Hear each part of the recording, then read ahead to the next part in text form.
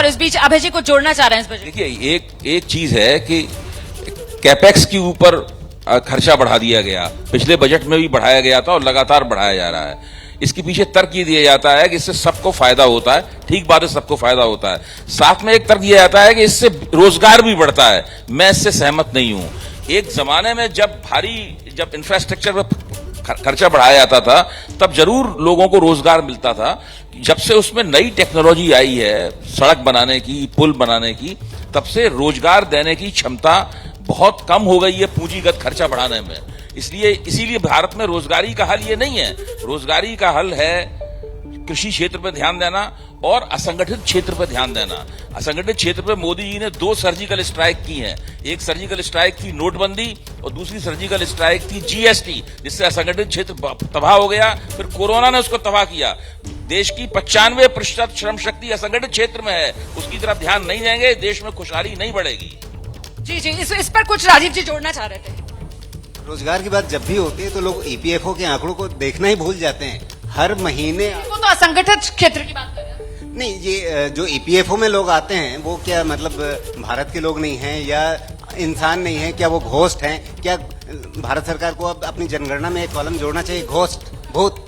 ये इंसान नहीं है। मतलब रोजगार सृजन होगा या नहीं होगा? कुमारदीप, मैं आपके पास आ रही हूँ, लेकिन एक बार फिर से रुक कर लेते हैं हम यहाँ पर। अरुण सर यहाँ पर मौजूद हैं। आपने भी बजट बहुत गौर से सुना सर। रोजगार को बढ़ावा मिलेगा इससे? जी हाँ, बिल्कुल। एटलीस्ट जो रेलवे सेक्टर है और ट्रांसपोर्ट सेक्टर, इंफ्रास्ट्रक्चर में का बिल्कुल फर्क पड़ेगा। वो इसलिए कि नई नई चीजें अब सामने आ रही हैं और नए जो आप 40,000 डब्बों का अपग्रेड की बात करें तो उसके लिए आदमी की जरूरत पड़ेगी, स्किल्स की जरूरत पड़ेगी।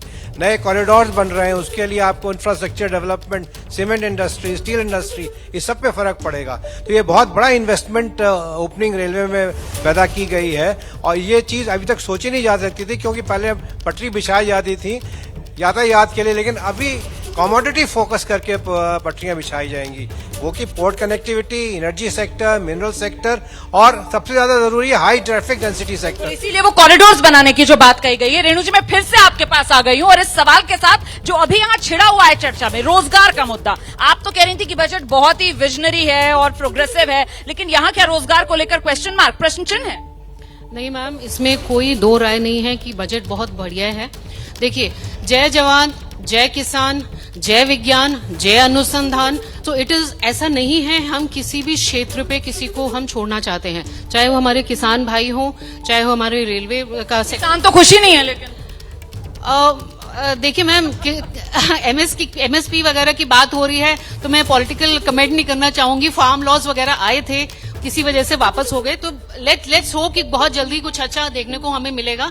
रही बात एम्प्लॉयमेंट की, तो एम्प्लॉयमेंट डेफिनेटली होगा, क्योंकि मैन्युफैक्चरिंग बढ़ रही है, आपके रेलवेज के ऊपर, इंफ्रास्ट्रक्चर के ऊपर बहुत ज्यादा फोकस किया जा रहा है, आपके हेल्थ केयर के ऊपर दिया जा रहा है, अनुसंधान, एआई और आर्टिफिशियल इंटेलिजेंस, इन सब के ऊपर दिया जा रहा है। तो देयर इज नो रीजन, ऐसा कोई वजह ही नहीं है कि आपका एम्प्लॉयमेंट नहीं जनरेट हो। कैपिटल एक्सपेंडिचर, इंफ्रास्ट्रक्चर पर जोर, और क्या उसमें असंगठित क्षेत्र वाले लोग जो हैं वो काम में नहीं जुड़ते हैं? ऐसे में वो रोजगार वाला जो सवाल है, आप उसको किस तरीके से देखते हैं? जब कोई गवर्नमेंट डेवलपमेंट में खर्चा कर रही है तो वो एक अपॉर्चुनिटी दे रही है ताकि वो एम्प्लॉयमेंट जनरेट करे, चाहे वो टूरिज्म हो, चाहे वो कैपेक्स का इन्वेस्टमेंट हो, तो 100% किसी ना किसी रूप में, चाहे छोटे रूप में, बड़े रूप में, वो एम्प्लॉयमेंट को ऑब्वियसली जनरेट करेगी, 100% करेगी। हाँ जी, मैम एक चीज और बोलना चाहूंगी, ये जो आध्यात्मिक हम टूरिज्म हम बात कर रहे थे, अभी रामलला जी का उनका वो हुआ है, सत्यापन हुआ है, तो इन सब चीजों से भी आपका असंगठित क्षेत्र में एम्प्लॉयमेंट डेफिनेटली बढ़ेगी। यहाँ पर भी आपको लगता है कि रोजगार के मौके बढ़ेंगे? जल्दी से इस पर समाजवादी पार्टी के जो भाटी साहब हैं वो कुछ जोड़ना चाह रहे हैं। सर, वहां से तो आवाजें निकल कर आ रही हैं, एक्सपर्ट्स कह रहे हैं रोजगार की तो बाहर आने वाली है।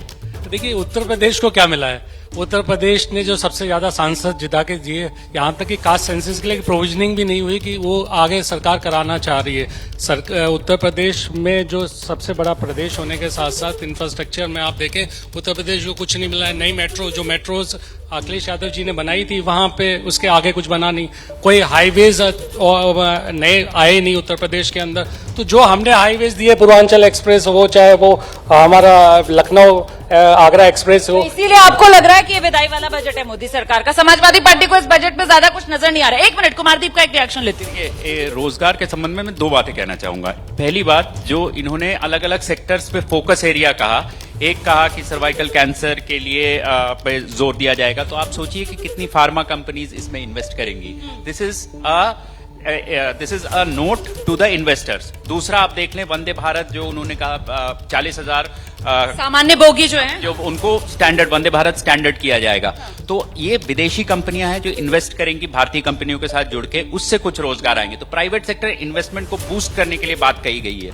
दूसरी बात, आध्यात्मिक टूरिज्म, आइलैंड्स जो है लक्षद्वीप, अंडमान, टूरिज्म से बहुत ज्यादा रोजगार उत्पन्न होती है। तो और जो कि सारे असंगठित क्षेत्र में होते हैं। आप सोचिए कि कितने ज्यादा टैक्सी ड्राइवर, होटल इंडस्ट्री से जुड़े हुए लोग, वो जो सर्विस सेक्टर है एक तरीके से उसमें बूम आता है। तो एक होटल अगर खुलता है तो कम से कम 200 लोगों को नौकरियां वो चेन रिएक्शन एक तरीके से देखने के लिए मिलेगा। मैं दिबांग के पास आऊंगी, लेकिन उससे पहले जरा केडिया साहब का चेहरा दिखाइए।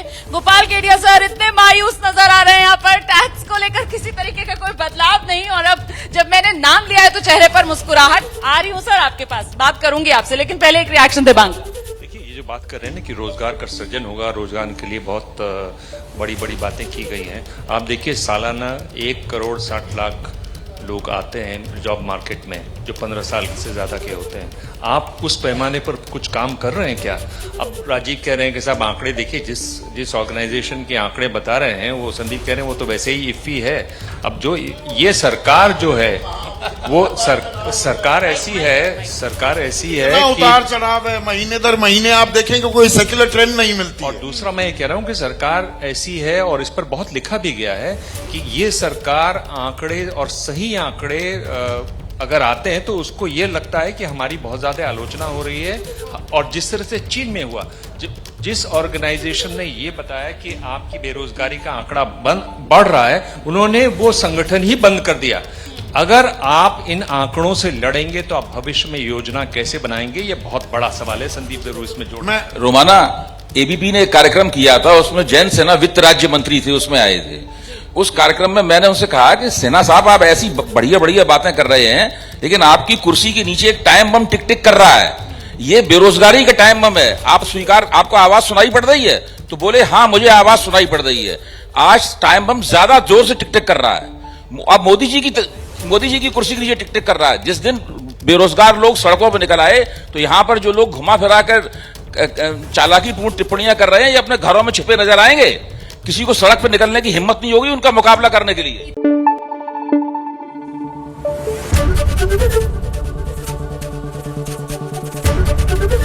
एबीपी न्यूज आपको रखे आगे।